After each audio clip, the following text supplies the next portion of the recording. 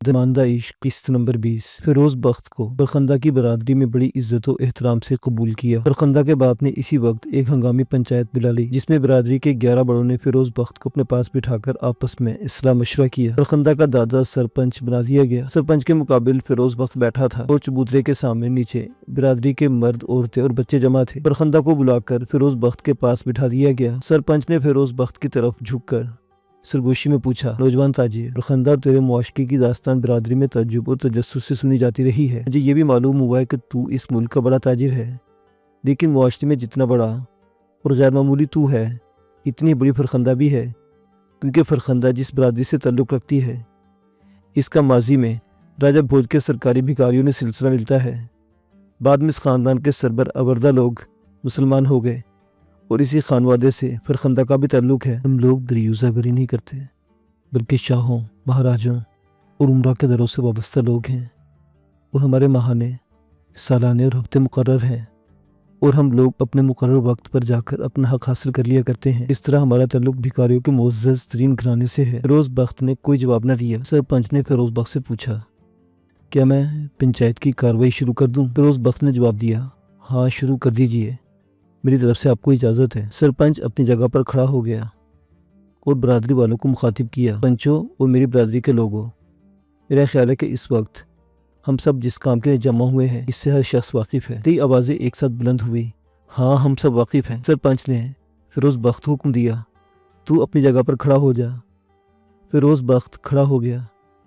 حاضرین نے فیروز بخت کو بڑے اشتیاق سے دیکھا۔ سرپنچ نے کہنا شروع کیا، یہ نوجوان تاجر فرخندہ سے عشق کرتا ہے اور شاید فرخندہ بھی اس سے محبت کرتی ہے۔ اب میں تم سب کی موجودگی میں اس نوجوان سے پوچھتا ہوں، کیا یہ فرخندہ کے معاملے میں سنجیدہ ہے؟ فیروز بخت نے دھیمے لہجے میں پوچھا، یہاں مجھے کیا کہنا ہے؟ سرپنچ نے جواب دیا، صرف یہ کہ جو کچھ بھی تو سے کہا جائے اس کا ہاں یا نہ میں جواب دیتا رہے۔ اس کے بعد سرپنچ نے ایک بار پھر پنچوں اور برادری والوں کو مخاطب کیا۔ جب ان دونوں کی دبستان عشق نے شورا پکڑا تو پنچوں کو ان دونوں کے مستقبل کے بارے میں سوچنا پڑا۔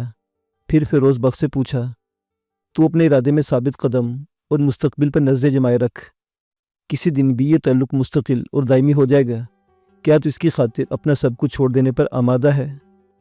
فیروز بخت نے جواب دیا، ہاں میں اسے اپنی دلہن بنانا چاہتا ہوں۔ برادری نے خوشی میں نعرہ بلند کیا۔ فرخندہ کے دادا نے اپنی تقریر جاری رکھی، ہو سکتا ہے کہ تاجر خود کو معزز اور اعلیٰ و عرفہ سمجھ رہا ہو، لیکن ہم پر اس کا کوئی اثر نہیں ہوگا، کیونکہ ہم خود بھی کوئی معمولی خاندان سے تعلق نہیں رکھتے۔ تاجر تو بہت مل جائیں گے لیکن ہم جیسے کہیں نہیں ملیں گے۔ اس کے بعد اس نے فرخندہ کو آواز دی اور کہا، تو یہاں ہمارے پاس آ جا۔ فرخندہ چبوترے پر دادا کے پاس پہنچ گئی۔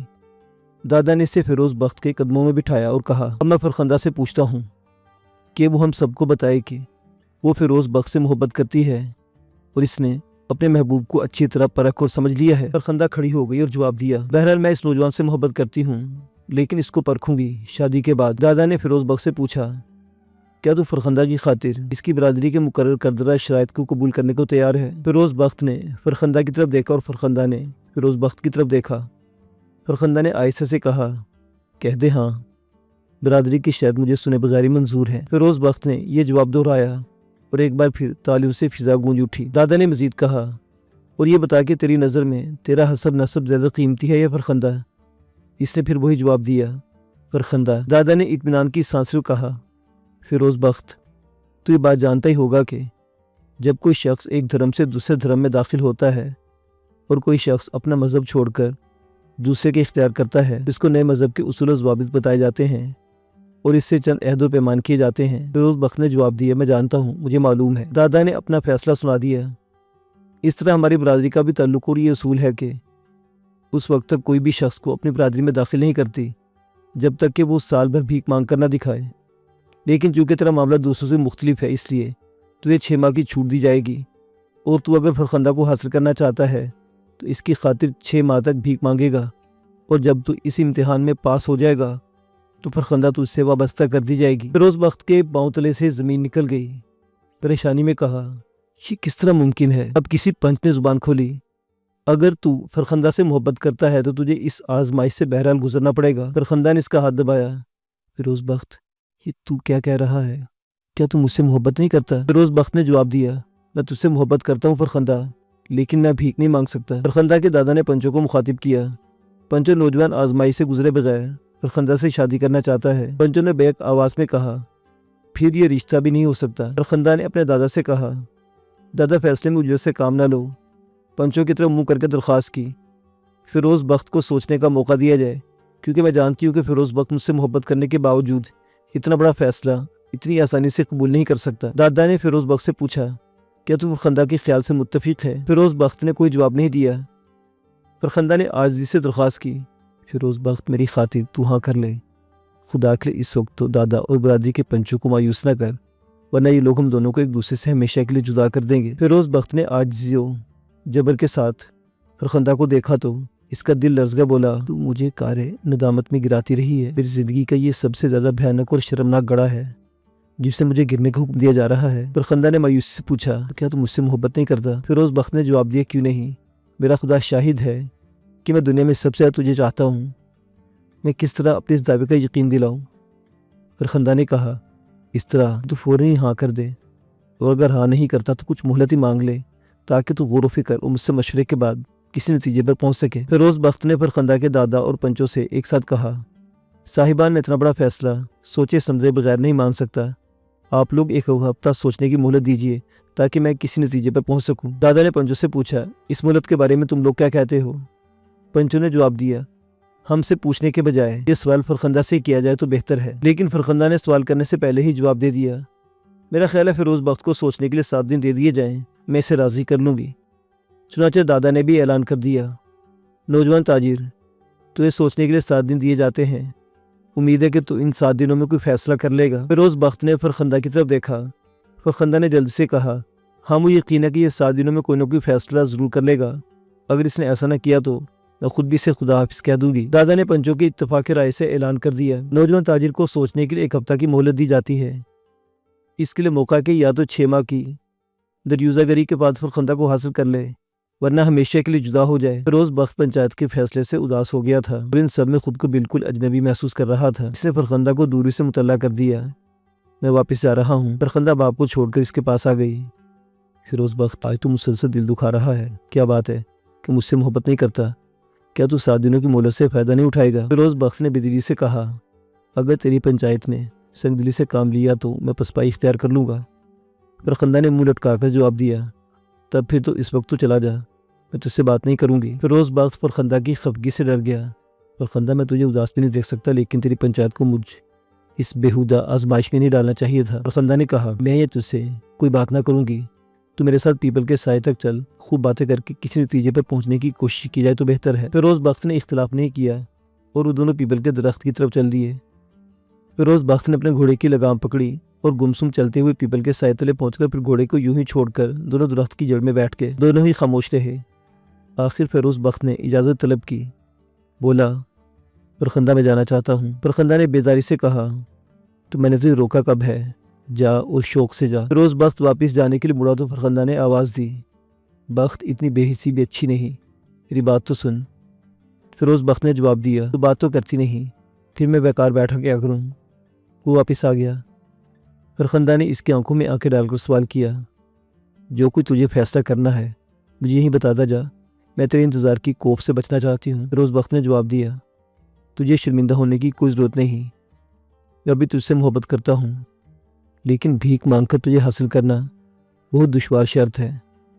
فرخندہ نے مسکرا کر جواب دیا، لیکن ملتے رہنا رہا بھکاری ہونے کا سوال تو یہ تیرے یوں شرمناک ہے کہ تو ایک تاجر ہے، اور چونکہ تجھے کوئی پریشانی بھی نہیں اٹھانا پڑی اس لیے تو کترا رہا ہے۔ فیروز بخت نے کہا، ایک بات یہ بھی ہے، لیکن میں اپنی تحقیق سے ڈرتا ہوں۔ معاملہ بگڑ چکا تھا، ان دونوں نے بڑی کوشش کی کہ خوش محمد کے ساتھ ایک دوسرے سے جدا ہوں، لیکن ایسا نہ ہو سکا۔ کافی دیر ایک دوسرے کے سامنے رہ کر بھی دونوں اکھڑے اکھڑے چپ چپ رہے۔ آخر فیروز بخت نے اپنے گھوڑے کی لگام پکڑی اور فرخندہ سے کہا، میں اجازت چاہتا ہوں۔ فرخندہ نے گمسم لہجے میں جواب دیا، جب تو جانا ہی چاہتا ہے تو بصد شوق جا، میں تجھے نہیں روکوں گی، لیکن تو یہ بتا کہ تو اپنے فیصلے سے میں مطلع کرے گا یا نہیں؟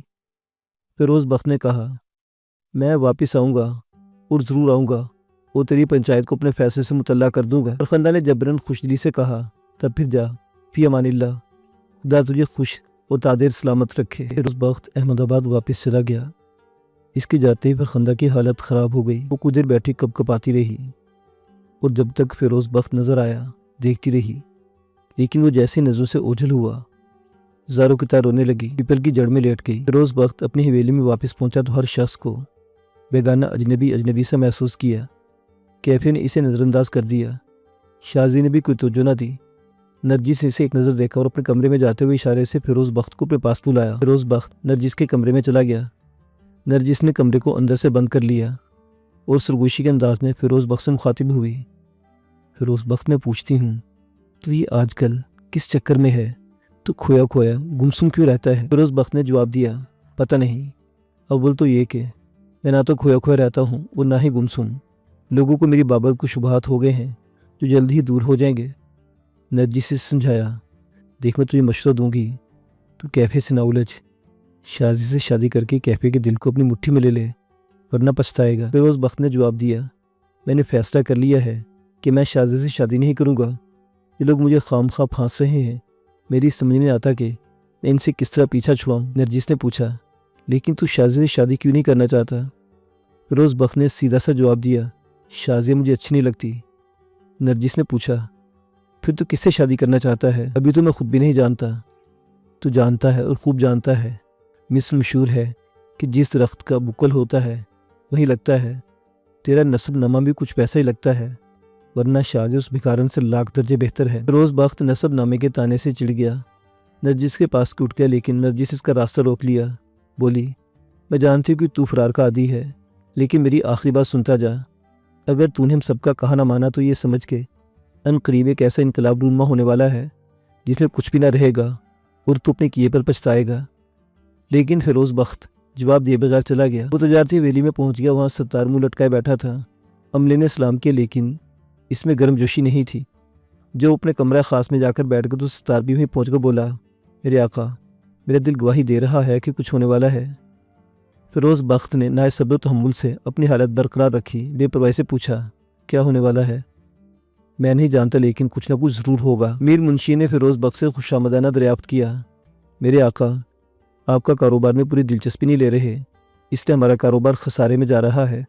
خدا کے لیے اس پر پوری توجہ دیں، ورنہ مجھے یقین ہے کہ ہم کہیں کے نہ رہیں گے۔ قسمت برگشتہ ہے اور آسمان الٹی چال چل رہا ہے۔ فیروز بخت نے سختی سے پوچھا، آخر بات کیا ہے؟ قسمت برگشتہ کیوں ہے اور آسمان الٹی چال کیوں چل رہا ہے؟ میر منشی نے عرض کیا، میرے آقا، آپ اپنی ناتجربہ کاری اور نومری کی وجہ سے میری بات سمجھ نہیں رہے، ورنہ جو کچھ میں کہہ چکا ہوں اتنا ہی کافی ہے۔ فیروز بخت نے کافی دیر سوچنے میں وقت گزار دیا۔ منشی جی، جس کام پر میرا دل آمادہ نہیں ہوتا میں نہیں کرتا۔